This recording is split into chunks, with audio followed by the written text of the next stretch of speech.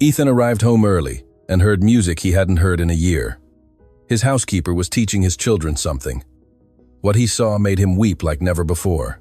Ethan Monroe slammed the door of his SUV with more force than necessary. The afternoon sun beat down on the asphalt of the exclusive Emerald Hills neighborhood, making the wrought iron gates protecting the mansion's glint. He had left the meeting 2 hours earlier than planned. The international investors canceled at the last minute, and for the first time in months, he had the afternoon free. But as he walked towards the main entrance of his house, a sound stopped him dead in his tracks. Music. No, not the soft background music from the audio system he usually left programmed. No, this was different. An accordion played a traditional tune, accompanied by clumsy but enthusiastic strumming of a guitar and voices, children's voices, singing with a joy he hadn't heard in his home for over a year. His children's voices. Ethan's heart pounded. He pulled out his keys with trembling hands and opened the front door as silently as possible. The Italian marble foyer amplified the sounds coming from the backyard. Now he could hear clearly. Ben and Mia were laughing between songs. His son, his daughter, the same children who had barely spoken since their mother died, who spent their afternoons in silence in front of the television, who rejected all activities that previous nannies tried to organize. Ethan crossed the main living room, his dress shoes echoing against the floor. Through the large windows overlooking the garden, he finally saw the scene, and what he saw paralyzed him. Lily, his housekeeper of barely 3 weeks, was sitting on the lawn with his children. Ben, his son, held a red accordion almost as big as his torso. His small fingers pressed the keys with absolute concentration, his tongue peeking out slightly between his lips, just like his mother used to do when she cooked. Mia, his daughter, had an acoustic guitar on her lap, her tiny hands struggling to form chords, while Lily guided her fingers with infinite patience. But it wasn't just the music, it was the way Ben smiled. A genuine, wide smile that showed the gap where he had lost his front tooth last week. It was the way Mia laughed when she hit a wrong note, without the shame she had developed over the past year. It was the way both of them looked at Lily as if Lily, again, Ben shouted, shaking the accordion excitedly. "I almost got the song you taught me." "Slow down, sweetie," Lily replied, her voice soft but firm. "Music isn't rushed, it's like life. You have to feel every note." Ethan felt something break in his chest. Those words, that tone, were exactly what Valerie, his late wife, used to say. Lily adjusted Mia's hands on the guitar. "Like this, princess. Soft fingers, as if you're stroking a kitten. The guitar isn't your enemy, it's your friend. But my fingers hurt." Mia complained with a pout. "That means you're learning." Lily smiled, showing her own hands. "Look, I have calluses too. Each one tells a story. Each one is a song I've conquered." Mia observed Lily's hands with fascination. Then she looked at her own and nodded with renewed determination. Ethan should have walked in then. He should have asked where those instruments came from. He should have set clear boundaries. But something kept him glued behind the window, observing a scene that seemed straight out of a past he thought was lost forever. "Lily!" Ben's voice grew smaller. "Do you think Mom can hear us when we play?" The silence that followed was so heavy that Ethan felt he couldn't breathe. Lily put the guitar aside and sat closer to the children, not with haste, not with discomfort, but with the naturalness of someone who understands the weight of such a question. "I think so, my love," she finally said, her voice filled with a tenderness that made a lump form in Ethan's throat. "I think every note you play is like a letter you send to heaven, and I'm sure she's very proud of how quickly you're learning." "But Dad says we shouldn't talk about Mom," Mia whispered, her eyes filling with tears. "He says it makes him sad." Lily put an arm around the girl's shoulders. "Your dad isn't sad because you talk about her, little one. He's sad because he misses her terribly, just like you do. But you know what? The best way to honor someone who's gone is to live the way they would have wanted. And something tells me your mom would have wanted to see you smile, sing, and fill this house with music." Ben wiped his eyes with the back of his hand. "Dad never has time for us. He just works and works." "Your dad loves you more than anything in the world," Lily responded firmly. "Sometimes adults don't know how to express their grief. He works so hard because he's trying to fill a void that can't be filled with money or important meetings. But give yourselves time. Love always finds a way back." Ethan had to lean against the wall. Tears streamed freely down his face now, blurring his vision. Every word from that woman was a direct arrow to his heart, exposing truths he himself refused to admit. Now Lily stood up and brushed the grass off her uniform. "Let's play the whole song. and we'll play it with all our hearts, because that's what makes music magical. Ready? Ready, the children shouted in unison. What followed was a chaotic, out-of-tune, and absolutely beautiful rendition of You Are My Sunshine. Ben fumbled the chords. Mia sang half a stanza behind. Lily had to stop every 2 measures to correct finger positions. But they laughed. For the first time since the funeral, his children laughed without restraint, without guilt, without the weight of the sadness that had turned that mansion into a silent mausoleum. Ethan didn't know when he started to applaud. He just knew his hands came together in a slow, strong clap that echoed through the garden and stopped the music dead. 3 pairs of eyes turned to him simultaneously. Ben dropped the accordion onto the lawn. Mia hugged the guitar to her chest, as if she wanted to hide it inside her body. And Lily stood up immediately, her face losing all color, her hands nervously wiping on her apron. "Mr.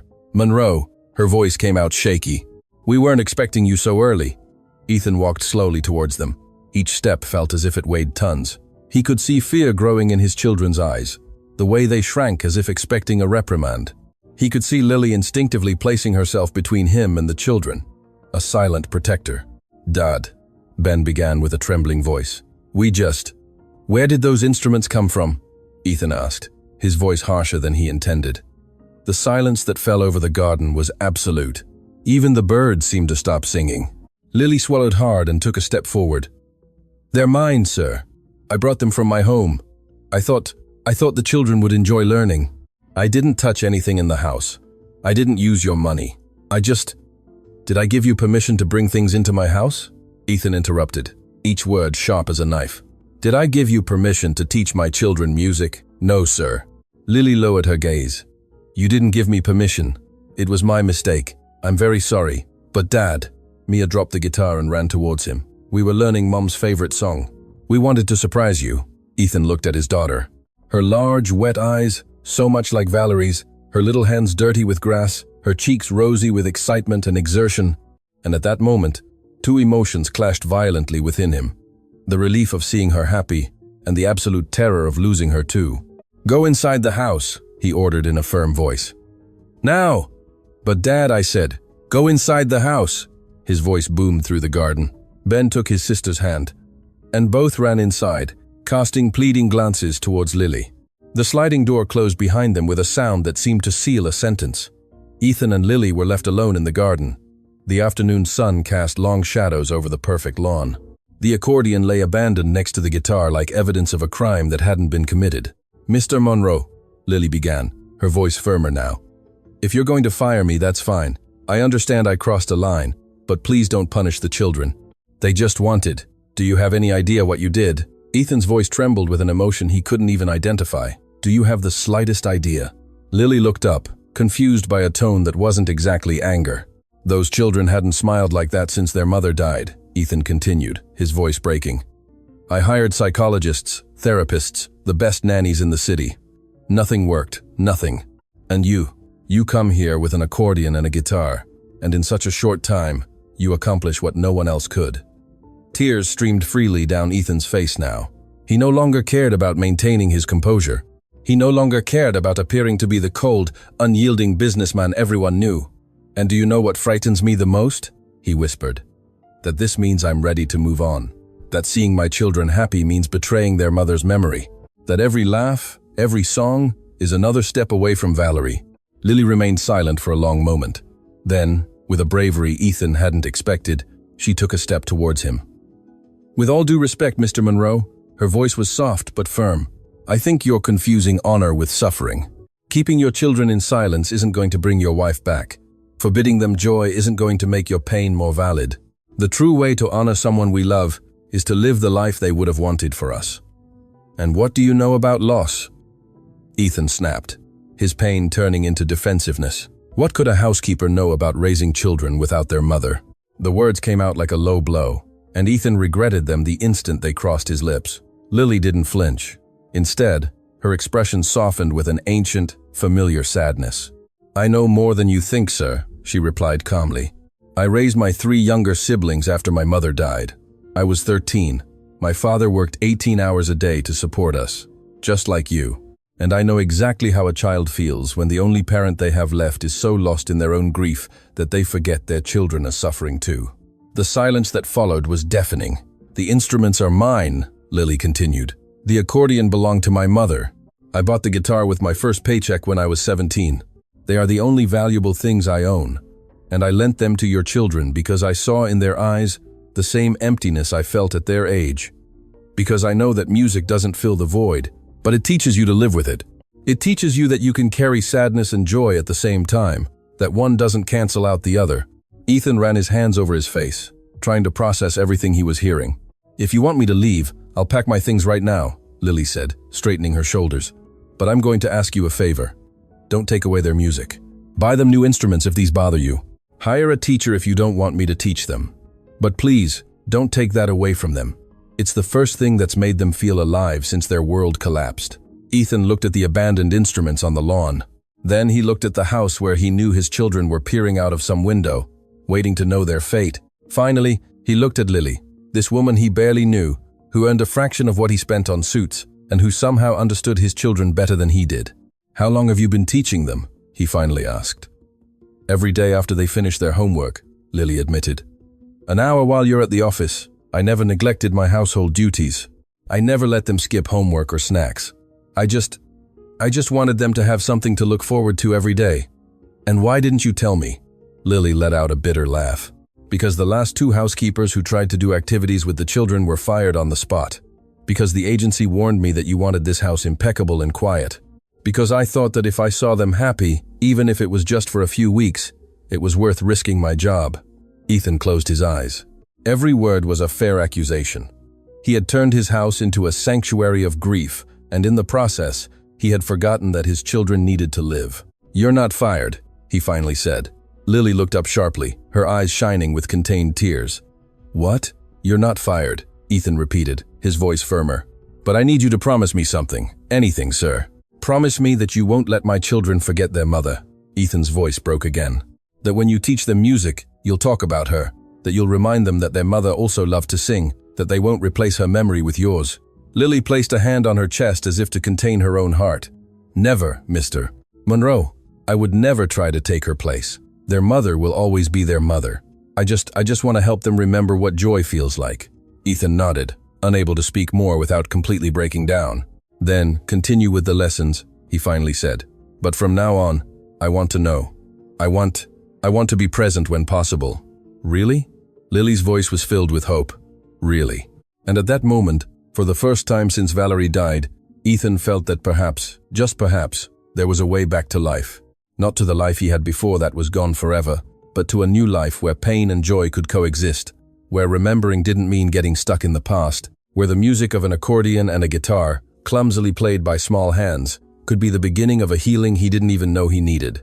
Lily bent down to pick up the instruments, and when she stood up, her eyes met Ethan's, and in that gaze, there was a silent understanding, an unspoken pact between 2 people who had known loss and who were learning, each in their own way, that moving forward was not betrayal. It was survival. It was love. "Thank you, Mr. Monroe," Lily whispered. "No," Ethan responded, his voice laden with emotion. "Thank you." And as the sun began to set over Emerald Hills, painting the sky in oranges and pinks, inside the Monroe mansion, 2 children pressed their faces against the window and watched as their father and their new music teacher walked together back into the house. And for the first time in a year, they dared to believe that perhaps, just perhaps, their family wasn't as broken as they thought. But what none of them knew, what even Lily couldn't imagine, was that in the pocket of her apron, she carried a secret that, when revealed, would call into question everything they thought they knew about that family. A secret that would change their lives forever. Inside the house, Ethan's phone vibrated. A message from his lawyer. "We need to talk urgently about Valerie's will. We've discovered something she never told you." Ethan looked at the notification and felt the ground shift beneath his feet. Some truths, he thought, arrive at the least expected moment. And this truth was just beginning to unfold. Mr. Davis's office smelled of old paper and stale coffee. Ethan had been sitting in that same cracked leather chair a year ago, signing documents that turned his grief into legal formalities. Now he was back, and the knot in his stomach told him that what he was about to hear would change everything. "I need you to understand something before I continue, Ethan." Mr. Davis took off his glasses and cleaned them with a handkerchief, a nervous gesture Ethan had learned to recognize as a sign of bad news. Valerie made me swear I would only reveal this if certain conditions were met. What conditions? Ethan's voice came out harsher than he intended. That your children smile again. The silence that followed was so heavy, Ethan could hear the ticking of the antique clock on the wall. Outside, the traffic of Los Angeles roared indifferently, but inside that office, time seemed to have stopped. I received an anonymous call 2 days ago, Mr. Davis continued, opening a manila folder on his desk. Someone told me they heard the Monroe children singing in the park, that they saw them laugh, that they seemed alive again. Ethan felt the air escape his lungs. Lily. It had to have been someone who saw them during the music lessons. Some neighbor, some indiscreet gaze that peered over his property walls. Valerie knew this would happen. Mr. Davis pulled out an envelope sealed with red wax. She knew you would shut yourself off in work, that you would hire the best help money could buy, but that you would forget the one thing the children really needed. And what was that? Ethan asked, though part of him already knew the answer. Love. Not the love of a father terrified of losing them too. The love that allows children to be children. The love that gives them permission to be happy despite the pain. Mr. Davis slid the envelope across the desk. Ethan took it with trembling hands, Valerie's handwriting on the front. To my love. When our children sing again. Ethan broke the seal and took out the letter. The paper trembled in his fingers as he began to read. My dearest Ethan, if you are reading this, it means you succeeded. That Ben and Mia found their way back to the light. I am so proud of you, my love. I know how much this is costing you, but there's something I never told you. Something you need to know now, when you're ready to hear it. The illness didn't surprise me. The doctors gave me the diagnosis 6 months before I told you. 6 months, in which I prepared everything. In which I looked for a way to ensure that when I was gone, our children wouldn't be left alone with a father, so lost in his own grief that he forgot how to live. I hired someone special. Someone who understood the pain of losing a mother because she lived it firsthand. Someone who knew that music can be a bridge between sadness and hope. Her name is Lily Reyes. I met her at the hospital during one of my chemotherapy sessions. She was there visiting an elderly woman she cared for, playing the guitar in the waiting room to cheer up patients. Her music gave me peace in my last days. We talked many times. I told her about you, about the children, about my fear of leaving them. And she promised me something. That when the time came, when you were ready, she would be there. Not as a replacement, never, but as a guardian angel who would remind you that it's okay to live again. The will you signed wasn't the only one, my love. There's another, one that includes a trust for Lily. Enough money to ensure she never has to worry about her future, as long as she keeps her promise, to take care of our children until you can do it yourself again. I know this will make you angry. I know it will feel like a betrayal, but please understand. I wasn't choosing someone to take my place. I was choosing someone to guide them back to you. Trust her, Ethan. Trust life. And, above all, trust that love never dies. It only transforms. Yours forever, Valerie. The letter fell from Ethan's hands. Tears streamed down his face uncontrollably, dripping onto the mahogany desk, staining the legal documents Mr. Davis had prepared. How much? He finally managed to articulate. How much money did you leave her? $2 million, Mr. Davis replied softly, plus a monthly payment of $50,000 for 5 years. As long as she remains working for your family and the children continue to show emotional progress. Ethan stood up abruptly, the chair scraping against the floor with a screech that set his nerves on edge. Are you telling me Lily knew all this from the beginning? His voice rose in volume. That everything was planned, that her kindness, her patience, it was all part of a damn contract? No. Mr. Davis stood up as well, his voice firm. Lily knows nothing about the trust. Valerie gave me specific instructions. Only reveal the agreement after I verified that Lily was fulfilling her promise for the right reasons, not for money, but for genuine love. And how the hell did you verify that? I've been observing her for 3 weeks, Ethan. I hired a private investigator. Lily works 3 jobs besides yours. She lives in a 1-bedroom apartment she shares with her 3 siblings. She earns less in a month than you spend on a business dinner. And yet she bought those musical instruments with her own money, sacrificing meals for herself.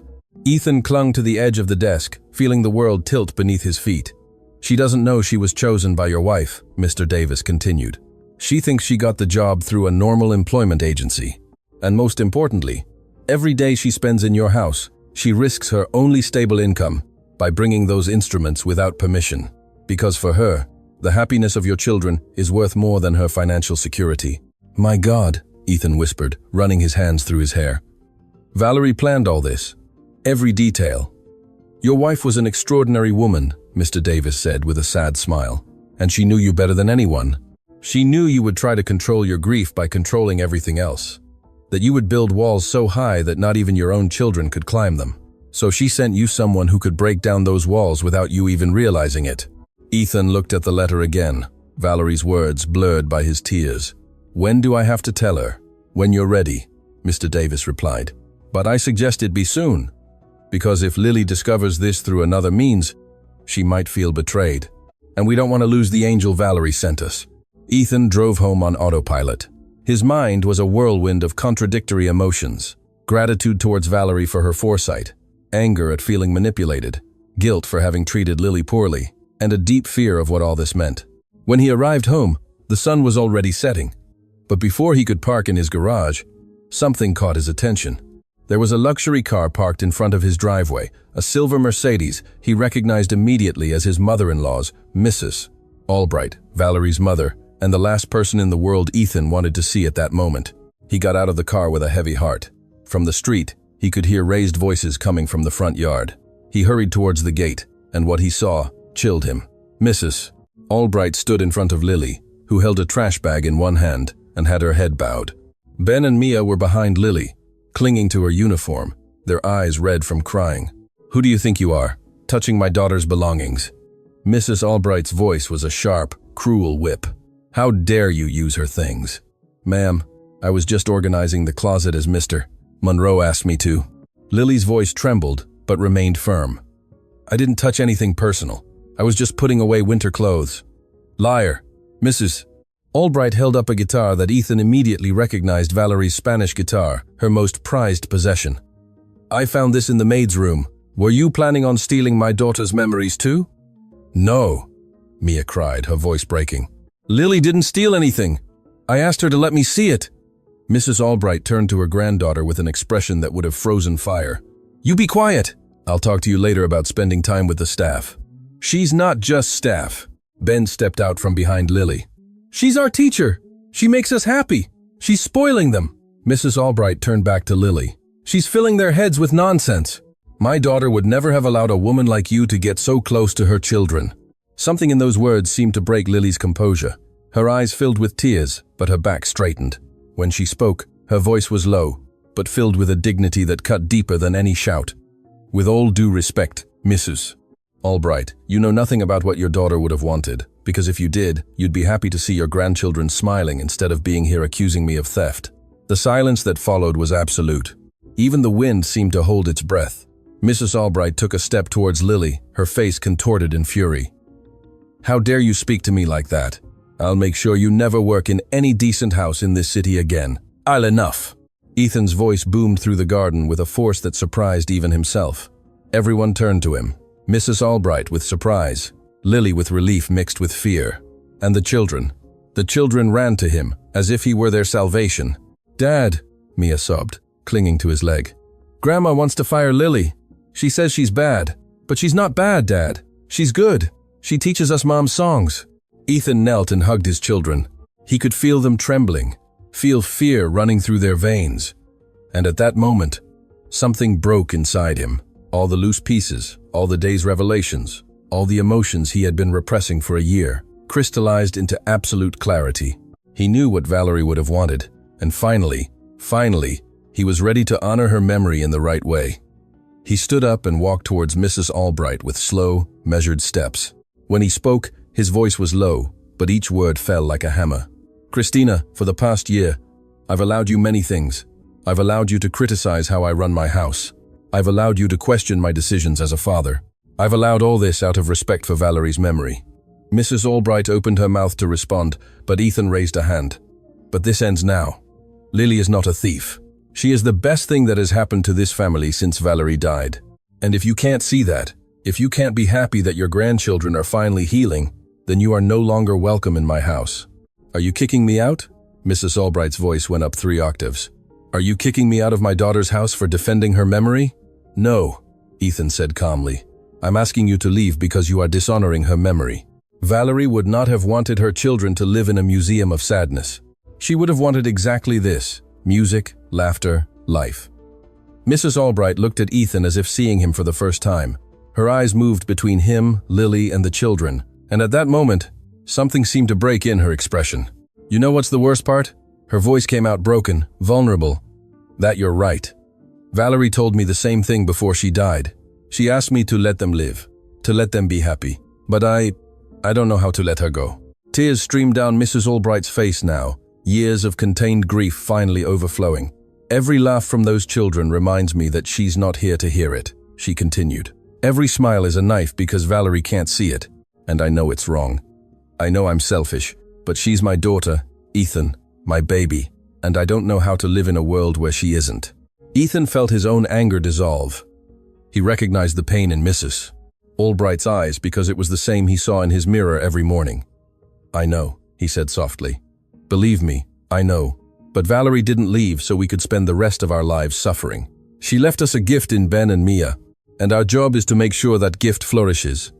Mrs. Albright wiped her eyes, her aristocratic mask completely cracking. I'm sorry, she finally said, turning to Lily. I had no right to speak to you like that. I'm not well. I haven't been well since I lost her. Lily, who had been standing all this time with silent dignity, took a step forward. I understand your pain, ma'am, she said gently, and I would never try to take your daughter's place, but I can promise you this. While I'm here, I'll make sure Ben and Mia know exactly who their mother was, what songs she loved, what made her laugh, how her eyes shone when she talked about them. Mrs. Albright looked at Lily with an expression that mixed surprise and gratitude. Would you really do that? I already am, Lily responded with a soft smile. Every day, I tell them something new about her, because you're right about one thing. She deserves to be remembered, and they deserve to know the extraordinary woman their mother was. For the first time since Valerie died, Mrs. Albright smiled. A small, fragile but real smile. Thank you, she whispered. Thank you for taking care of them. Then she turned to Ethan. I need to go. I need time to process all this. Ethan nodded. When you're ready, the doors of this house will always be open to you, Christina. Mrs. Albright bent down to hug Ben and Mia, holding them with an intensity that spoke of everything she couldn't express in words. Then she left, leaving Valerie's guitar leaning against the garden wall. When the sound of the Mercedes faded into the distance, Ethan finally allowed himself to breathe. He turned to Lily, who remained standing with her hands clasped in front of her, waiting. Lily, I need to talk to you, Ethan said. There's something I discovered today. Something about Valerie. Something about you. Lily looked at him with questioning eyes. About me? Valerie knew you. The words came out before Ethan could stop them. She met you at the hospital. She asked you to be here, to take care of the children when the time came? Lily froze completely. Her face paled as if the blood had left it. What? There's a will? A trust. Valerie left you. But before he could finish, Lily raised a hand. Her eyes had filled with tears, but also with something else, understanding. She asked me, she whispered, at the hospital, after I played for the patients. She called me to her room and told me about you, about her fears, about her love. She asked me to promise to be here if you ever needed me. And you accepted. I told her yes. Lily wiped away her tears. But I also told her I would only do it if it felt right, that I would never do it out of obligation or for money. When I saw the job posting weeks later, I didn't know it was your house. Not until I got here and saw the photographs. Why didn't you say anything? Because I didn't want you to think I had ulterior motives. Lily's voice broke. Your wife asked me to take care of her children, but I needed to know I could do it, that it wasn't just a promise, but a calling. Ethan felt the last pieces of the puzzle finally fall into place. Valerie hadn't hired an employee. She had sent a guardian angel, and that angel had chosen to stay, not out of obligation, but out of love. There's money, Ethan said. A trust. Valerie wanted to make sure you were taken care of. Lily shook her head immediately. I don't want it. What? I didn't come here for money, Mr. Monroe. I came because I made a promise to a dying woman, because I saw in her eyes the same fear I saw in my father's eyes when my mother died, and because these children deserve something better than to grow up in a house where grief silences laughter. Lily, if I accept that money, everything I've done here will be tainted, she continued firmly. People will say, I did it for personal gain. You'll think I did it for personal gain. And worse yet, I myself will doubt my reasons. So no, thank you, but no. At that moment, with the sun setting behind her, With the children looking at her as if she were their personal hero, Ethan knew Valerie had chosen well. It also hurt. "Okay," he finally said. "The money will be there if you ever change your mind. But there's something else I need to ask you." "What is it?" "I want you to stop hiding. I want you to use Valerie's guitar to teach them, to talk about her freely, to tell them stories, to fill this house with the music she loved. And I want to be there. I want to learn to play too." For the first time, Lily smiled, a full, radiant smile that lit up her face. "Really? Really?" Ben and Mia shouted with joy and ran to hug their father and Lily simultaneously, creating a messy group of arms and laughter. And for the first time in a year, Ethan allowed himself to feel something other than grief. He felt hope. But as the sun finished setting over Los Angeles, as this broken family began to find the edges of how to fit together again, none of them knew that someone had been watching them. From a dark car parked at the end of the street, a woman was taking photographs. Photographs of Ethan hugging Lily. Photographs of the happy children. Photographs that, in the wrong hands, could destroy everything they had just built. The woman put the camera away, started the engine, and disappeared into the night. Some threats come without warning, and this one was just beginning to take shape. The scent of hot chocolate filled the Monroe Mansion kitchen. It was Saturday morning, and for the first time in over a year, the house wasn't shrouded in silence. Ben practiced scales on his accordion, while Mia tried to keep rhythm by clapping. Lily cut fresh fruit, humming softly to the tune the children played. Ethan watched from the kitchen entrance, a steaming cup of coffee in his hands. There was something deeply healing about that everyday scene, something that reminded him of how his life used to be before cancer turned it into a countdown to the inevitable end. "Dad, come play with us," Mia shouted, her eyes sparkling with a joy that seemed impossible months ago. "I still don't even know where to put my fingers, princess," Ethan replied with a smile. "That's why you have to practice." Ben put the accordion on the table with the seriousness of an experienced teacher. "Lily says the only difference between someone who can't play and a musician is that the musician never gave up." Lily looked up, and her eyes met Ethan's. There was something different about her since the conversation about the will, a lightness, as if an invisible weight had been lifted from her shoulders. "It's true," Ethan said, approaching the table. "Your teacher is very wise. And very pretty," Ben added with the brutal honesty of a child, earning an elbow from his sister and a muffled laugh from Lily. The doorbell interrupted the moment, a shrill sound that resonated throughout the house like an alarm. "Are we expecting someone?" Lily asked, wiping her hands on her apron. "No," Ethan frowned. "I'll get it." He walked to the front door, his steps echoing against the marble. Through the peephole, he saw a woman he didn't immediately recognize, elegant, about 40, with dark hair pulled back in a perfect bun and a business suit that screamed money and power. When he opened the door, the woman gave him a smile that didn't reach her eyes. "Good morning, Mr. Monroe. My name is Gabriella Vance. I'm the Human Resources Director at Caldwell Enterprises." Ethan felt a chill run down his spine.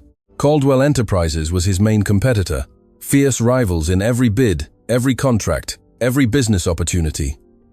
"What are you doing here?" he asked cautiously. "I'm here about a delicate matter." Gabriella took a manila envelope from her designer bag. "A matter that involves your housekeeper, Lily Reyes." Ethan's heart pounded. "What about her? Can we talk inside?" Gabriella looked over Ethan's shoulder into the house. "I think it's best if she's also present for this conversation." Every instinct told Ethan to close the door, to protect his family from whatever this woman was bringing. But curiosity, mixed with growing fear, made him step back. "Come in." Gabriella entered with measured steps, her heels clicking against the floor like a clock ticking down the seconds before an explosion. Her eyes scanned the mansion with a mixture of appreciation and something darker envy, perhaps, or anticipated satisfaction. When they reached the kitchen, Lily froze. The knife she was holding fell onto the cutting board with a dull thud. Her face, which moments before radiated calm, turned the color of wax. "Gabriella," she whispered, as if pronouncing the name burned her tongue. "Hello, Lily." Gabriella's smile was pure venom. "Long time no see." Ben and Mia looked between the two women, confused by the tension that had turned the kitchen air thick and difficult to breathe. "Do you two know each other?" Ethan asked. "Oh, we know each other very well," Gabriella replied, not taking her eyes off Lily. "We were like sisters, until she betrayed me." Lily closed her eyes, her hands clinging to the edge of the counter, as if it were the only thing keeping her standing. "That's not how it was." Her voice came out barely a whisper. "No." Gabriella turned to Ethan. Did Lily tell you about her past, Mr. Monroe? Did she tell you why she really left her last important job? I don't know what you're talking about, Ethan responded, feeling the floor move beneath his feet. Gabriella opened the envelope and took out a series of photographs. She spread them on the kitchen table, among the fruit plates and chocolate cups. They were images of Lily, years younger, elegantly dressed, smiling next to an elderly couple, in what appeared to be an even larger mansion than Ethan's. 5 years ago, Lily worked for the Caldwell family, Gabriella explained, her voice taking on the tone of a prosecutor presenting evidence. My husband's parents were like her adoptive grandparents. They treated her like family, paid for her music lessons, gave her a generous salary, trusted her completely. Gabriella, please. Lily's voice trembled. Don't do this. Don't do what? Tell the truth? Gabriella pulled out more photographs. These are the jewels that disappeared from the Caldwell house. $500,000 worth of antiques vanished. The same week, Lily stopped working for them. The silence that fell over the kitchen was absolute. Ethan felt his world crumbling for the second time in 2 years. That's a lie. Lily took a step forward, her eyes shining with tears. I never stole anything. I resigned because, Gabriella interrupted. Because you discovered my father-in-law had dementia and was signing checks he didn't remember. Because you saw an opportunity? No, Lily's voice broke. I resigned because your husband made me feel very unsafe. He didn't respect my personal space and took advantage of his parents not being around. Your husband is an unscrupulous person. You filed a complaint for severe neglect. When I went down, I saw that his father was treating him very harshly and unfairly. The accusation fell like a bomb. Gabriella pallid, her mask of control slipping for a moment before she recomposed herself. That's slander, she hissed. My husband is a respectable man. Your husband is a predator. Lily no longer trembled. Her voice was contained fire. And you know it. You've always known it. That's why you blame me for the theft instead of admitting the truth, because it's easier to destroy me than to face who your husband really is. Ethan looked between the two women, trying to process the information that came too fast. Ben and Mia had moved closer to Lily, their small hands clinging to her uniform.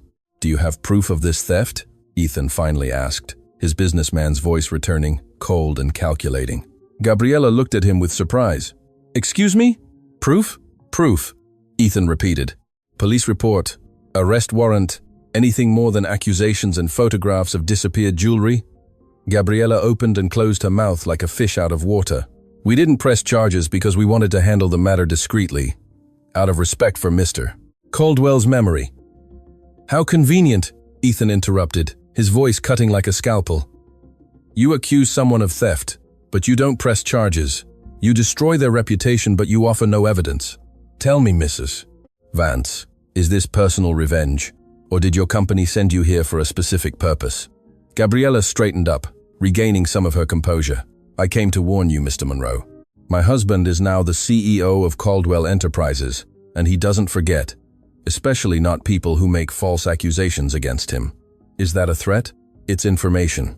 Gabriella gathered the photographs with abrupt movements. Do with it what you will, but when your business partners discover that you have a thief caring for your children, when the media learns that the respectable Ethan Monroe trusts a woman with such a questionable past, don't say I didn't warn you. She turned to leave, but Mia's voice stopped her dead in her tracks. You're a liar. Gabriella turned slowly. The 6-year-old looked at her with a fierceness that contradicted her small size. What did you say? I said you're a liar, Mia repeated, her voice stronger now. Lily isn't a thief. She's good. She takes care of us. She makes us happy, and you just want to hurt us because you're a bad person. Mia, honey, the adults are talking, Gabriella began condescendingly. I don't care. Ben stood next to his sister. My mom taught us to defend good people, and Lily is a good person, so if she has to leave our house, we're going with her. Ethan felt something expand in his chest. Pride, love, astonishment at his children's courage. These children, who had been so broken, so lost, now stood firm like warriors defending someone they loved. I think you've heard my children, Ethan said, his voice filled with an authority that allowed no argument. Now you listen to me. I don't know what really happened at the Caldwell house. I don't know who stole those jewels or if they were even stolen, but I do know this. Lily has been in my house for weeks. She has had access to things worth much more than $500,000, and nothing, absolutely nothing, has disappeared. Yet, Gabriella murmured. No, Ethan's voice boomed through the kitchen. No, never. Because that woman has more integrity in her pinky finger than your husband has in his entire body. And if he wants to come here and threaten me personally, let him. But sending his wife to do his dirty work only shows what a coward he is. Gabriella took a step towards Ethan, her face contorted in fury. You're going to regret this. When Caldwell Enterprises is done with you, when your reputation is destroyed, when no one wants to do business with the man who defends a thief, you'll remember this moment. Maybe, Ethan replied calmly. But at least I'll be able to sleep at night knowing I didn't sacrifice an innocent person out of fear. Can you say the same? Gabriella looked at him with pure hatred. Then, without another word, she stormed out of the kitchen. The front door closed with a bang that shook the window frames. The silence that remained was heavy, laden with unnamed emotions. Lily had collapsed into a chair, her hands covering her face as her body trembled with silent sobs. Ethan walked over and knelt in front of her. Tell me everything, he said softly. From the beginning. Lily lowered her hands. Her face was swollen, her eyes red, but there was something in her expression, relief perhaps, or the exhaustion of someone who has carried a secret for too long. I worked for the Caldwells for 2 years, she began, her voice hoarse. They were like my grandparents. They treated me better than my own family, but their son, Randall, he was different when his parents weren't looking. Ben and Mia sat on either side of Lily, their small hands taking hers. It started with comments, she continued, then with accidental touches, then with visits to my room when everyone was asleep. I was 23, he was 40, he was married, and he was my boss. Why didn't you say anything? Ethan asked, though part of him already knew the answer. Because no one would have believed me. Tears streamed freely down Lily's cheeks now. He was the perfect son, the perfect husband, the successful businessman. I was just the employee, the orphan who grew up in poverty. Who would believe my word against his? And the jewels? Lily let out a bitter laugh. The jewels disappeared the week after I resigned. Convenient, right? He threatened me when I told him I was leaving. He said if I spoke, he would make sure I never worked in a decent house again. And he kept his word. Every time I got a job, somehow he'd find out and call my employers. He'd invent stories until I stopped trying and just worked jobs where no one asked for references. That's why you work 3 jobs? Ethan felt a rage burning in his chest. That's why you live in a small apartment with your siblings? I don't regret it, Lily said firmly. I'd rather live with little and have my dignity than stay silent and be complicit with a man like that. Ethan stood up and began pacing the kitchen in circles. His businessman's mind was already strategizing. Randall Caldwell, he murmured. The new CEO. That's why he didn't want me to grow. That's why Caldwell Enterprises has been aggressively bidding on every contract. What do you mean? Lily asked. This was never just about you, Ethan stopped. Or at least, not only about you. Randall saw an opportunity to attack me through my employee, to destabilize my personal life while competing with me professionally. It's a brilliant move, I have to admit.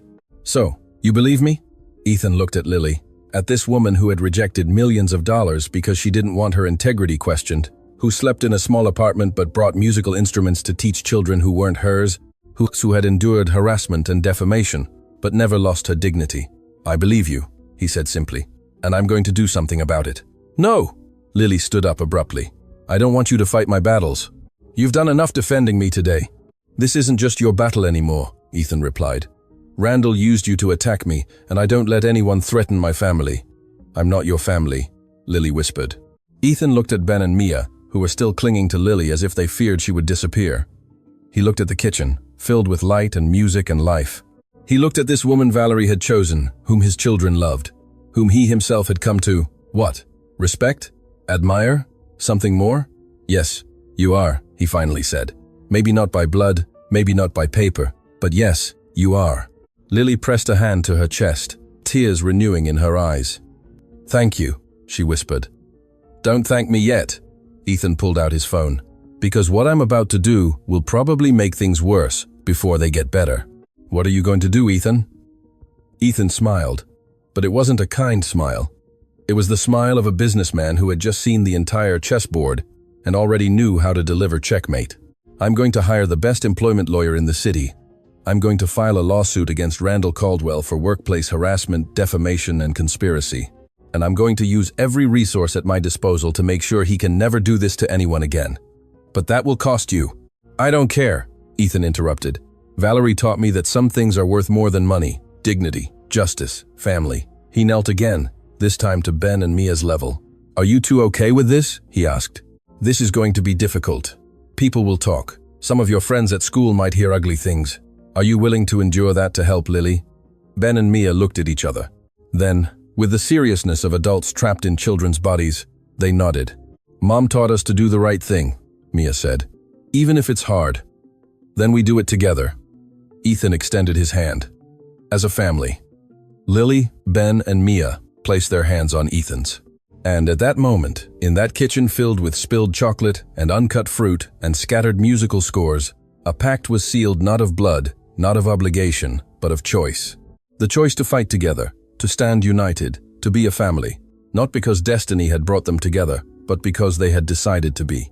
But as Ethan dialed his lawyer's number, as Lily hugged the children, as sunlight streamed through the windows, illuminating this scene of hope and determination, none of them knew what was truly coming. Because Randall Caldwell was not a man who accepted defeat. And when he discovered that Ethan had decided to fight, when he saw that Lily was not alone, he would escalate his attack to levels none of them could imagine. In his office downtown, Randall hung up the phone after hearing his wife's report. His face showed not anger, but something worse, satisfaction. Perfect, he murmured, opening a file on his computer. Now the real game begins. And in that file was something Lily had forgotten, a secret from her past that she herself had buried so deep she no longer remembered it existed. A secret that, when it came to light, would make everything else seem like child's play. The past never dies. It just waits for the perfect moment to return. Evergreen Academy smelled of crayons and disinfectant, a combination Ethan always associated with the innocence of childhood. It was Monday afternoon, and he had been urgently summoned by Principal Miller. The message was terse: serious matter concerning Ben and Mia. Come immediately. Ethan's heart pounded as he walked through the hallways decorated with children's drawings. Through the classroom windows, he could see children working at their desks, oblivious to the drama unfolding in their classmates' lives. When he arrived at the principal's office, he found his children sitting in two small chairs. Ben had a split lip and a torn shirt. Mia hugged her backpack to her chest, her eyes red and swollen from crying. What happened here? Ethan knelt in front of them, examining his son's face with trembling hands. Mr. Monroe, Principal Miller, a stern woman in her 50s, interrupted him from behind her desk. We need to speak alone. Whatever you have to say, you can say in front of my children. The principal exchanged a glance with someone Ethan hadn't noticed before, a woman sitting in the corner of the office with a voice recorder on her lap and a press ID hanging from her neck. Who are you? Ethan asked, his business instincts activating like radar. Lucy Thompson from the Observer newspaper. The woman stood up and extended her hand, which Ethan ignored. I'm investigating a story about child neglect in high-profile families. Neglect? Ethan's voice rose in volume. What are you talking about? Lucy pulled out her phone and swiped the screen before showing Ethan a series of photographs. Photographs of Lily with Ben and Mia in the park, at home, teaching them music. But it wasn't the photographs that made Ethan's stomach churn. It was the headline that accompanied them. Businessman leaves children in care of woman with criminal past. This is ridiculous. Ethan handed back the phone. Lily has no criminal record. Are you sure about that? Lucy took out a folder and opened it on the desk. Because according to my sources, Lily Reyes was involved in an incident 8 years ago. An incident that involved a minor. Ethan's world stopped. What? Principal Miller cleared her throat. Mr. Monroe, several parents have expressed their concern. Rumors have circulated about your housekeeper. And, well, considering she has direct access to your children, I think you have a right to know the truth. What truth? Ethan felt the floor moving beneath his feet. Lucy began to read from the document. 8 years ago, when Lily Reyes was 18, she worked as a tutor for an 1-year-old boy named Matthew Foster. One afternoon, the boy had to be taken to the hospital with a fractured arm. Doctors found other bruises, old bruises. The family filed a child abuse complaint against Miss Reyes. That's impossible, Ethan whispered, but his voice lacked conviction. Lily would never. The charges were eventually dropped, Lucy continued. The family said it was a misunderstanding, but the report is still in the system, and people with such backgrounds, even if they are misunderstandings, should not normally be caring for children. Ben stood up abruptly, his small body trembling with rage. Lily doesn't hurt anyone, he shouted. The kids in my class told lies. They said Lily was bad, And when I defended her, they hit me. Ethan felt something break in his chest. His son had been beaten. Not in the street, not by strangers, but at school, by classmates who had been poisoned with rumors. Mr. Monroe. The principal leaned forward. I understand this is a difficult situation, but I must think of the safety of all the children in this institution. Several parents have threatened to withdraw their children if Ben and Mia continue to attend while that woman is in your house. Are you asking me to choose between my children's education and my housekeeper? I'm asking you to consider all the facts before making a decision. Ethan looked at his children, Ben with his split lip, Mia with her eyes full of tears.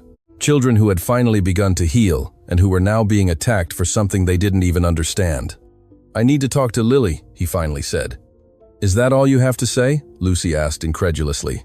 You're not going to make a comment for the newspaper? Yes. Ethan turned to her, his eyes burning with cold fury. Be careful what you publish, because if a single word of your article is false, if it harms the reputation of an innocent person, I will make sure that both you and your newspaper face legal consequences that will make you long for your days as journalism students. He didn't wait for a response. He took Ben and Mia's hands and walked out of the office, ignoring the voices calling after him. The drive home was silent. Ben looked out the window, gently touching his swollen lip. Mia wouldn't let go of her father's hand. When they arrived, Lily was already waiting at the entrance, her face pale as wax. The principal called me, she said before Ethan could speak. She told me about the article, about the accusations. Is it true? Ethan asked, hating himself for having to ask the question. Were you accused of hurting a child? Lily closed her eyes and nodded slowly. Yes, it's true. Ben let out a sob. Mia squeezed her father's hand tighter, and Ethan felt the world he had been rebuilding crumbling again. But it's not what they think, Lily continued quickly, her words tripping over each other. Please, let me explain. Please, explain, Ethan said, his voice colder than he intended. Lily sat down on the front step, her legs no longer supporting her. Ethan and the children remained standing. Matthew was the son of a family I worked for, giving music lessons. Her voice began, barely a whisper. He was a sweet boy, but very shy. For months, I noticed bruises on his arms, on his legs. When I asked him, he said he fell a lot, that he was clumsy, and I was young, foolish, naive. I didn't recognize the signs. Tears began to stream down Lily's cheeks. One afternoon, I arrived at his house early. I heard shouting from the basement. When I went down, I saw his father. I saw his father hitting him with a belt. Matthew tried to protect himself, crying, begging him to stop. Ethan felt his stomach churn. I stepped between them, Lily continued. I took Matthew and tried to get him out of there, but his father followed me. There was a struggle. Matthew fell down the stairs. He fractured his arm. My God, Ethan whispered. When the paramedics arrived, his father told them that I had hurt Matthew. Lily wiped her eyes with the back of her hand. That I had become violent, that I was an out-of-control employee. And when the doctors saw all the old bruises, they assumed I had been responsible for those too. And why were the charges dropped? Because Matthew finally had the courage to tell the truth. Lily's voice broke. He told a social worker what was really happening in his home. His father was arrested. I was exonerated. But the report of the initial incident never disappeared from the system, and every time someone investigates my past, it's the first thing they find. The silence that followed was interrupted by the sound of small footsteps. Ben walked over to Lily and sat beside her. I believe you, he said firmly. I know you don't hurt people. I know you only help. Mia followed, taking Lily's hand. The kids at school are silly, she said with the seriousness of someone much older. They don't know you like we do. Lily hugged them, sobbing now without trying to hold back. And Ethan stood, watching this scene, feeling the weight of an impossible decision. Believing Lily meant going against his entire community. It meant risking his children's education, his reputation, his businesses. It meant fighting a battle he would probably lose. But not believing her meant betraying the woman Valerie had chosen. It meant breaking his children's hearts. It meant admitting that money and public opinion were worth more than the truth. He knelt in front of them. Lily, look at me. She looked up, her eyes red, but hopeful. You saved that child. I tried. I should have acted sooner. I should have seen answer the question, Ethan interrupted. Did you save him? Yes, Lily whispered. He's alive. He's okay. He lives with his mother now, far from his father. Ethan nodded, something resolving inside him. Then you don't have to apologize for anything. But the children, the school, your business, Lily, stood up. Ethan, you can't risk all that for me. It's not worth it. Do you know what Valerie told me before she died? Ethan asked, his voice laden with emotion. She told me that the only thing we truly possess in this life is our integrity, that money comes and goes, that reputations are rebuilt, but if you lose your soul in the process, you never get it back. He turned to Ben and Mia. Your grandparents, your mother's parents, built a pharmaceutical empire. Do you know how they lost it? By refusing to recall a medication they knew was dangerous because it would cost them money. 4 people died before the government forced them. The empire crumbled, the family was destroyed, and Valerie grew up seeing the consequences of choosing money over people. What are you saying? Lily asked. I'm saying I'm not going to make the same mistake, Ethan responded firmly. I don't care what the newspapers say. I don't care if I lose contracts. I don't care if I have to change my children's school. He pulled out his phone and dialed a number. Carl, it's Ethan. I need you to issue a press release today. Right now. I know it's late. No, this can't wait. Lily looked at him in disbelief. What are you doing? What I should have done from the beginning, Ethan replied. Fighting not just for you, but for everyone. For Matthew, the child you saved. For Ben and Mia, who deserve to learn that doing the right thing is worth more than being popular. For Valerie, who believed in you when no one else did. He returned to the phone. Carl, here's what you're going to say. Ethan Monroe responds to recent accusations against his housekeeper, Lily Reyes. Miss Reyes is not only an exceptional employee, but a hero who risked her own safety to save a child from a dangerous home situation. The accusations against her were completely dismissed after a thorough investigation. Any attempt to defame her character will be met with legal action. Furthermore, Mr. Monroe announces a charitable foundation in the name of his late wife, Valerie, dedicated to supporting domestic workers who report child abuse. The silence on the other end of the line was followed by a sigh. Are you sure about this, Ethan? This is going to be war. I'm sure, Ethan responded, looking at Lily. Absolutely sure. He hung up the phone and turned to his family. Because that's what they were now, not by blood, not by obligation, but by choice. And now what? Lily asked, her voice trembling but hopeful. Now, Ethan said, now we eat, we practice music, and tomorrow, we face whatever comes, together. Ben and Mia cheered and ran to hug their father and Lily. And for a moment, on the front step of that mansion, surrounded by the sound of the city and the smell of jasmine growing in the garden, they were just a family, an imperfect family, a broken family, but a family that had decided to heal together. That night, after the children fell asleep, Ethan found Lily sitting in the garden, looking at the stars. Valerie's guitar rested on her lap.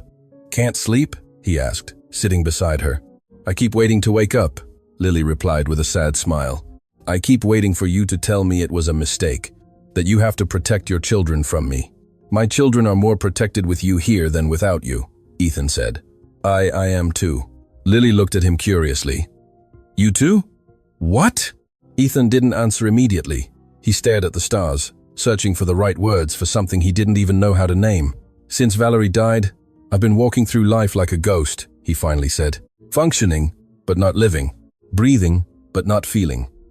And then you arrived with your accordion and your guitar and your way of making everything seem possible again. Lily, I'm not saying anything inappropriate, he hastened to clarify. I'm just saying thank you for reminding me that it's okay to keep living, that Valerie wouldn't have wanted me to become a monument to my own grief. Lily extended her hand and placed it on Ethan's. It wasn't romantic. It was something simpler and deeper. It was connection. It was understanding. It was two broken people finding in the other a mirror of their own resilience. We'll get through it, Lily said. All of this, the accusations, the rumors, we'll get through it because we're not alone. No, Ethan agreed. We're not alone. But as the night sky stretched above them, as the city slept oblivious to their struggles, a new threat brewed in the shadows. Randall Caldwell read Ethan's press release in his office, a cold smile curling his lips. Interesting move, he murmured. Very brave, very stupid. He opened a desk drawer and pulled out an envelope. Inside were documents that had nothing to do with Lily. Documents about Valerie's past, about secrets even Ethan didn't know. Secrets that, when revealed, would not only destroy Lily's reputation, they would destroy Valerie's very memory. And that would be his perfect revenge. Because Randall Caldwell didn't just want to win, he wanted to annihilate. The ballroom of the Grand Hyatt Hotel was packed. Businessmen, journalists, politicians, all gathered for the annual Chamber of Commerce dinner. Ethan adjusted his tie, observing the sea of faces from his table. Beside him, incredibly, sat Lily not as his employee, but as his guest. The decision had caused a stir. Several people had declined to sit at his table. Others looked at him with a mixture of curiosity and disdain. But Ethan no longer cared. He had learned something in recent weeks. The opinion of people who had never had to choose between the easy and the right was worth exactly nothing. "Are you sure about this?" Lily whispered, uncomfortable in the borrowed dress that Mrs. Albright had surprisingly given her. "I can still leave." "You're not going anywhere," Ethan responded firmly. "Valerie taught me that the people who matter should be there for the important moments, and you matter." Before Lily could respond, the murmur in the ballroom intensified. Randall Caldwell had just entered, with Gabriella clinging to his arm like an expensive accessory. He walked directly to the podium where the organizers were. "Ladies and gentlemen," his voice, amplified by the microphone, cut through all conversations. "I know I'm not on tonight's program, but I have an announcement that can't wait." Ethan felt his blood run cold. This wasn't planned. This was an attack. "As many of you know," Randall continued, his smile sharp as a knife, "my esteemed colleague Ethan Monroe has been passionately defending his housekeeper, a woman with a, shall we say, questionable past. But what you don't know is that there's more to this story, much more." "No," Lily whispered. "Please, no." "What is he doing?" Ethan asked. "What he should have done years ago," Lily responded, her face losing all color. "He's destroying the only pure memory you have left of Valerie." Before Ethan could ask more, Randall continued. "You see, Ethan's late wife, Valerie Albright Monroe, had her own secrets. Secrets that involve money, a lot of money." He pulled out an envelope and held it high. "These are bank statements, documents that prove Valerie Monroe was diverting funds from her family company for years. Millions of dollars that were never declared. Money that, curiously, ended up in accounts under the name of Lily Reyes." The ballroom erupted in murmurs. Cell phone cameras went up. Journalists moved in like vultures smelling carrion. Ethan stood up, his chair falling backward with a crash. "That's a lie." "Is it?" Randall smiled. "I can show the documents. I can prove every transfer. The question is, did you know, Mr. Monroe? Did you know your saintly wife was stealing? Or has your housekeeper been deceiving you all this time?" Lily stood up too, her hands trembling, but her voice firm. "It's true," she said, and the ballroom fell into absolute silence. "Valerie did give me money, a lot of money." "Lily, no," Ethan exclaimed. "I have to." Lily looked at him with tear-filled eyes. "I have to tell the truth, the whole truth." She turned to the crowd, to the cameras, to Randall, who watched her with triumphant satisfaction. "Valerie gave me that money because I asked her for it, not for myself, but for my younger brother, Andrew. He needed an experimental treatment that wasn't covered by any insurance. Valerie found out when she heard me crying at the hospital the same day we met." Lily's voice broke, but she continued. "She didn't steal that money. It was her personal inheritance.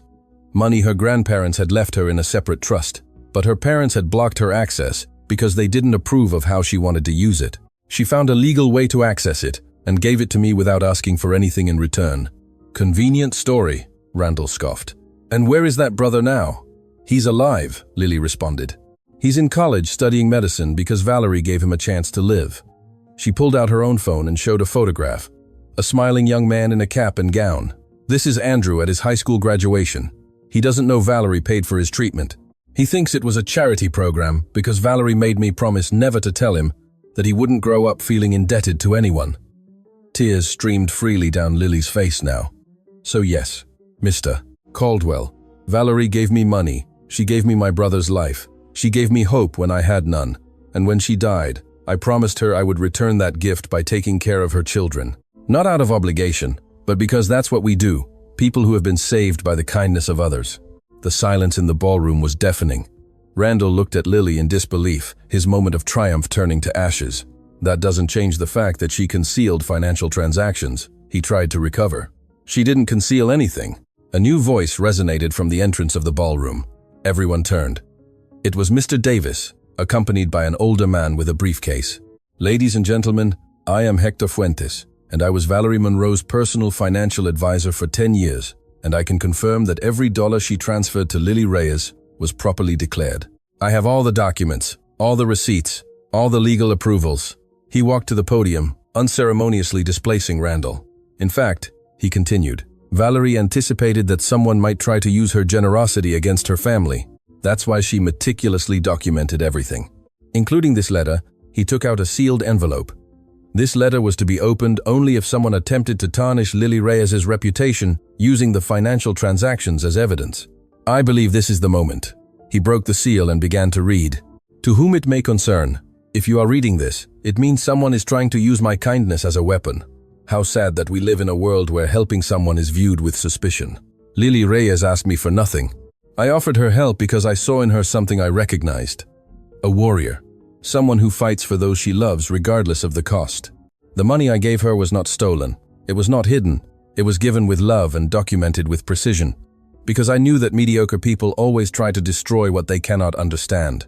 Selfless generosity. If my husband is hearing this, I want him to know something. Lily is not my replacement. She is my gift, my last love letter to him and our children. Because true love does not end with death. It only changes form. And to Lily, don't let them make you feel less for accepting help. Accepting help with grace is as brave as giving it. Now it's your turn to give that same gift to others. That is the legacy I want to leave. With eternal love, Valerie. There wasn't a dry eye in the ballroom. Even the most cynical journalists discreetly wiped away tears. Ethan had his face buried in his hands, his shoulders shaking with silent sobs. Lily walked to the podium, took the microphone with trembling hands. Valerie saved me in more ways than one, she said, her voice clear.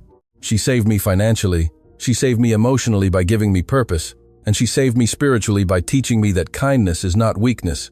It is the purest form of strength. She turned to Randall, who had retreated into the crowd.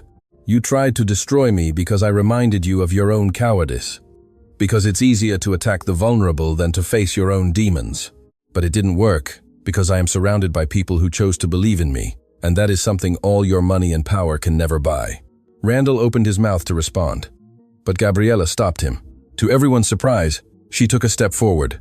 He's right, Gabriella said, her voice barely a whisper. About everything. She turned to her husband. I've been complicit in your lies for too long. I've ignored the women who came to me with stories about you, because it was easier to blame them than to admit who I married. But it's over. She took an envelope from her purse. These are divorce papers, already signed by me. And this, she pulled out a voice recorder, is every conversation we've had over the past 3 months. Every plan, every threat, every attempt to destroy innocent people. She looked at Lily. I'm sorry. I'm sorry I wasn't braver sooner. Gabriella turned and walked out of the ballroom, leaving Randall standing exposed, his empire of lies crumbling in real time. The journalists swarmed him, but Ethan was no longer paying attention. He walked to Lily and hugged her. A long, tight hug that said everything words couldn't. Thank you, he whispered. For everything. Thank you, Lily responded, for believing. Weeks later, the Monroe mansion was filled with music. Not just Ben with his accordion or Mia with her guitar, but other children, 10, to be exact. Ethan watched from the terrace as Lily taught a diverse group of children, some from wealthy families, others from neighborhoods that had never seen the inside of a house like this.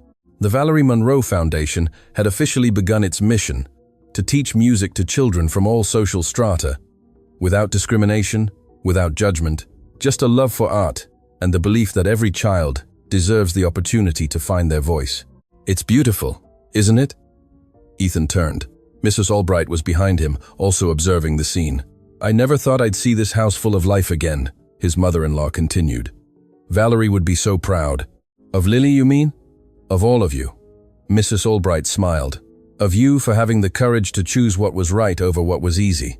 Of Lily for not breaking. Of my grandchildren for reminding us that children see the truth clearer than adults. And yes, of Valerie for planning all this, even when she knew she wouldn't be here to see it. In the garden, Ben finished a particularly difficult piece. The other children applauded. Lily hugged him, and he smiled with a joy that had been unthinkable a year ago. Lily will stay? Mrs. Albright asked. Officially, Ethan responded. She stopped being an employee weeks ago. Now she's the director of the foundation and she's family. Just family. Mrs. Albright gave him a knowing look. Ethan felt himself blush. It's too soon. Valerie barely. Valerie is dead, Mrs. Albright said gently but firmly. And she wouldn't have wanted you to spend the rest of your life in a mausoleum.